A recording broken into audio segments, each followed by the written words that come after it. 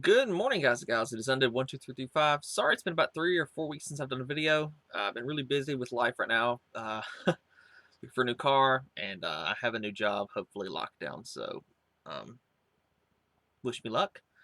Today, this is going to be the start of a series that I'm going to try to be doing called Reviewing the Classics or Quick Classic Gaming Quick Stop, something like that. You guys can help me come up with the name. A friend of mine already mentioned that he might help me come up with something.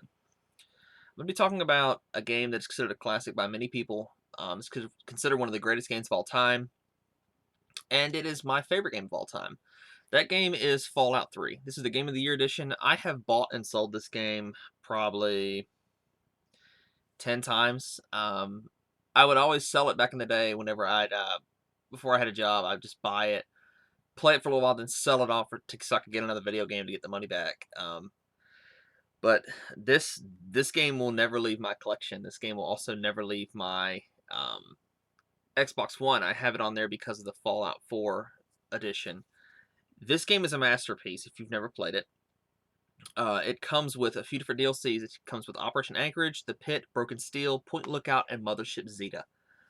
Or Zeta, depending on how you prefer to say it. Operation Anchorage, it's a short, sweet DLC. It's very, very good for you to actually be able to get a suit of unbreakable power armor that allows the game to be extremely easy. The other DLC is the Pit. You're basically running around a giant steel yard slash steel mill, and it's a very oppressing DLC. It's very good, but one thing I can't stand is once you're in it, you can't leave it. Fallout 3 kind of had that problem with its DLCs. Once you were in it, you could not leave it until you finished, and this DLC will piss you off because it's extremely hard. But it's worth it because you actually get to get some really incredible weapons out of it. Broken Steel. It basically just increases the level cap for the game and makes it so you can still play the game after that. It also introduces a mission involving the Brotherhood of Steel and Liberty Prime. Point Lookout.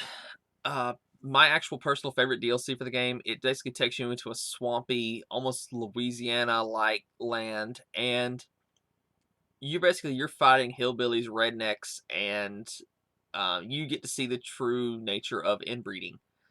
It also has a bug still where the higher level you go, one of the creatures on there kind of glitches and they do unusually high damage to you. But there are some incredible weapons in this DLC, and I highly, highly, highly recommend it. Play through it early. Actually, if you do play through it, play through Operation Anchorage and then play through every other DLC because Operation Anchorage can literally be beaten in 30 minutes if you know what you're doing. And the final DLC is Mothership Zeta. Once you're on the DLC, you cannot leave. I don't know why they do that. It's just, you're on a spaceship.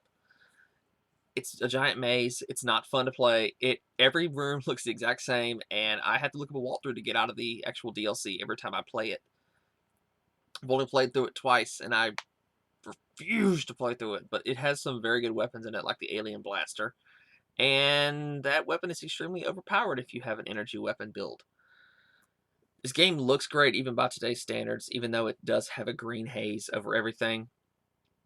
The actual story itself is basically you wake up in a vault and your father's missing and you have to find out what happened and why. That's the basic synopsis. I don't want to spoil anything.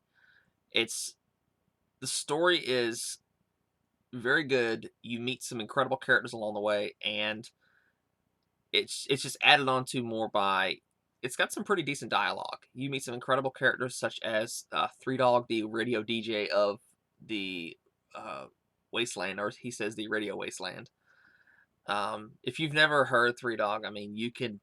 He's actually part of memes. Three Dog, ow, stuff like that. It's really really funny. The gameplay itself is I play the game on very hard. It makes the game sort of more survival based and more challenging. I actually started playing it on my laptop here, and I'm trying to find a survival mod because I know that'll make it even just so much more better, or so much better, rather. The gameplay has the pretty much trademark VAT system, but a lot of games are doing that now, like the Outer Worlds had something similar to that. Also, sorry about the chickens in the background. I do live in the country, guys, and, well, everybody's got chickens down here, including us, so. Yes, thank you. But it's there's so many weapons. You can build your own ammo for certain things. Not really, but it's more of a I forgot it's called launch it gun. I've never gotten the achievement for building that thing. There's like the rocket launch or something like that. I've never built it. Okay then. Very, very, very fun game. If you know where to look to, there's some hidden weapon caches around in this game that makes the start of the game much easier. And it's a fun game. I've literally sunk thousands of hours into this game. One of my playthroughs literally lasted me like 600 hours. And that's just because I was basically I scavenge every single thing. I would fast forward days in game to see if stuff would respawn and stuff like this. I went around, I picked up every single freaking item I could and was selling it off and stuff like that. Walking around with literally millions of caps if you know what you're doing, and just from killing enemies and selling all their stuff. Very, very good game. Highly recommend. If you actually do play this game, a little bit of advice: make sure you pick up the perk Bloody Mess. It doesn't matter what build you're playing; it's helpful. It's a damage boost, and basically it increases your critical hit chance. That's one of the hidden buffs of it. That's why it says it has a chance to dismember. That is actually a hidden. That is basically a hidden crit chance. It's makes very, very good for Gauss rifle builds or sniper builds. The version I have is actually the Game of the Year Collector's Edition. It comes with the Capital Wasteland map and the Faces of Vault Boy poster. I'm never going to hang these up because I had a Faces of Vault Boy poster years ago, and I had this one as well, and they got torn up. So I'm going to keep them in here forever, and they're probably going to be sitting right there on my shelf. And I basically every morning I wake up, I get to look straight down, and I get to see my all my games right there. And this one is sitting at the top of the pack. Highly recommend. You can literally get this game for like 15 bucks. Very, very, very good game. Just pick it up. I mean, this game has been out since 2008.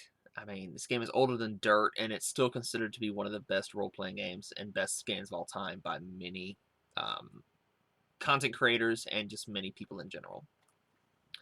That's pretty much it, guys. Sorry this video was a little bit long-winded.